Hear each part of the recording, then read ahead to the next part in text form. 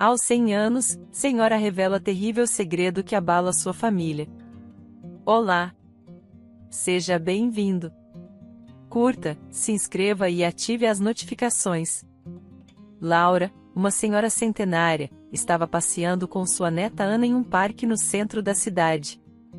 Mas de repente a senhora aponta o dedo para um homem idoso e diz: "Aquele é o seu pai."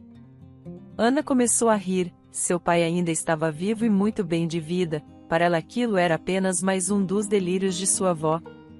Porém os traços daquele senhor eram muito parecidos com o seu. Mesmo parecendo besteira, ela não conseguiu tirar aquele homem da cabeça por muito tempo. Ana morava sozinha com sua avó, a família era grande, mas apenas a neta quis cuidar de Laura. Ana tinha apenas o pai vivo que vivia sozinho e eles pouco conversavam. A situação financeira deles era difícil, mas Ana era uma pessoa trabalhadora que não negava nenhuma oportunidade de trabalho e por isso conseguia cuidar de sua avó e mesmo de longe também cuidava de seu pai. Ana e sua avó Laura repetiam o mesmo passeio todas as manhãs e quase sempre aquele homem estava lá sentado sozinho.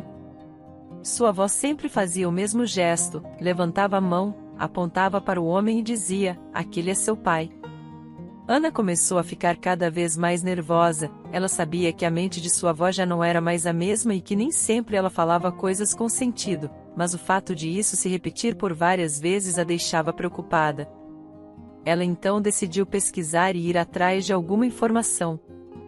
Era possível fazer teste de DNA, mas ela não tinha condições de pagar por isso, então Ana conversou com uma amiga e pediu ajuda sobre o que fazer. Sua amiga disse para ela pedir um empréstimo e fazer um exame ou então descobrir o tipo sanguíneo dos membros da família. Ana pesquisou em exames médicos o tipo sanguíneo de seu pai e de sua mãe, além do seu. Seus pais eram ambos do tipo sanguíneo O e para seu espanto ela era A. Pelo pouco que estudou ela sabia que não era possível eles serem seus pais, mas mesmo assim ela foi atrás de alguém que tivesse mais conhecimento do que ela para ter certeza. Um professor de sua amiga lhe deu 100% de certeza que eles não eram seus pais, pois pais com tipo sanguíneo apenas podem ter filhos O. A verdade a pegou de surpresa e Ana agora queria saber se aquele homem era realmente seu pai e porque sua avó sabia a verdade, mas apenas depois de décadas e quase perdendo a sanidade sua avó decide contar a verdade. Ana passou a frequentar cada vez mais o parque, mesmo sem a sua avó. Um dia ela encontrou aquele mesmo senhor sentado no parque e ficou ao seu lado. Ana começou a conversar com o homem e soube que seu nome era Manuel. Manuel era um homem viúvo e sem filhos. Sua esposa morreu de câncer anos atrás e sua única filha havia falecido com 18 anos de idade devido a uma doença genética. Desde então ele morava sozinho em uma casa grande e confortável. Manuel era aposentado, mas ainda trabalhava, pois não queria ficar parado e gostava de ocupar a mente. Ana frequentou cada vez mais a praça apenas para poder conversar mais e conhecer seu suposto pai. Em casa ela também tentava descobrir algo de sua avó, mas saíam apenas coisas sem sentido. Ela estava em um beco sem saída e estava pensando em desistir de procurar a verdade. Ela sempre foi feliz com sua família e sempre foi bem tratada, ela então pensou que poderia apenas ser adotada. Mas sobrava uma pessoa para quem perguntar. Seu pai, Nonato. Ana foi até a casa de seu pai e lhe preparou sua janta favorita. Ela era uma pessoa direta, então perguntou se era adotada. Seu pai caiu na gargalhada e disse que ela era filha dele. Ana então explicou toda a situação e ele ficou sério. Seu pai quase não estudou então não entendeu nada do que ela falou, ele apenas disse: "Eu vi você saindo de sua mãe, eu mesmo carreguei você nos meus braços. Você é minha filha de sangue. Desde do seu nascimento até o momento que eu saí do hospital eu não tirei os olhos de você." Ana estava confusa, mas sentiu alívio de ouvir aquelas palavras do seu pai. Pensando melhor, ela não iria mais atrás disso, o que importava era o amor e carinho que ela e seu pai tinham, além de sua avó. A vida seguiu normalmente, Ana e sua avó Laura continuaram a fazer seus passeios matinais. Em um dia quente, Laura deixou sua avó sozinha e procurou algum local para comprar água. Quando retornou, encontrou Manuel conversando com Laura. Bom dia, ela é a sua avó? Eu tentei conversar, mas vejo que ela não está muito lúcida. Eu estava perguntando o nome dela, pois ela se parece muito com uma amiga antiga da minha família que não vejo há anos. Ana falou o nome de sua avó e Manuel deu um largo sorriso. É ela mesma, nossa que coincidência. Sua avó Laura trabalhou por muitos anos na minha casa, mas depois ela conseguiu um emprego melhor no hospital e perdemos contato, disse Manuel. Ana descobriu que sua avó ajudou bastante Manuel na época que ele teve uma filha. Devido à sua doença, ela precisou de cuidados e sempre que podia, Laura ajudava. Porém, depois de alguns anos, Laura parou de visitá-lo e nunca mais tiveram notícias dela. Ana, que já havia desistido, agora queria saber a verdade. Existiam muitas coincidências para que ela negasse tudo o que estava acontecendo. Manuel continuou contando sobre o passado. Ele conheceu a mãe dela. Os dois chegaram a se falar algumas vezes, mas não fizeram amizade. Ele também disse que a sua mãe a chamava de meu pequeno milagre, pois ela já havia perdido 3 bebês e o quarto sobreviver era considerado um milagre, mas foi o que aconteceu. Ana nasceu uma menina linda e saudável. Naquele momento tudo começou a fazer sentido para Ana. Ela se despediu de Manuel e correu para seu pai e perguntou mais sobre sua mãe e os bebês que ela teve. Seu pai Nonato falou tudo que Manuel também falou, sobre os bebês que sua mãe perdeu, mas que nunca souberam o motivo disso. Ana tinha quase certeza do que aconteceu, ela só precisava ouvir tudo da pessoa que começou tudo isso, sua avó. Ana tentou falar com Laura por dias, porém nada saía dela, ela muitas vezes ficava quieta ou apenas falava palavras desconexas. Eram raros os momentos de lucidez de sua avó. Ela teria que esperar e assim ela fez. Um dia Laura acordou e disse: Bom dia, minha neta, você parece tão cansada, está acontecendo algo? Ana então falou: Vó, preciso que me conte a verdade. Eu já sei tudo o que aconteceu, mas preciso ouvir da senhora a verdade ou então não terei paz. Por favor, me diga quem é meu verdadeiro pai e mãe. Laura refletiu por alguns segundos e uma lágrima caiu de seu rosto. Minha querida Ana, esse é um pecado que mesmo se eu vivesse mais 100 anos eu não seria perdoada.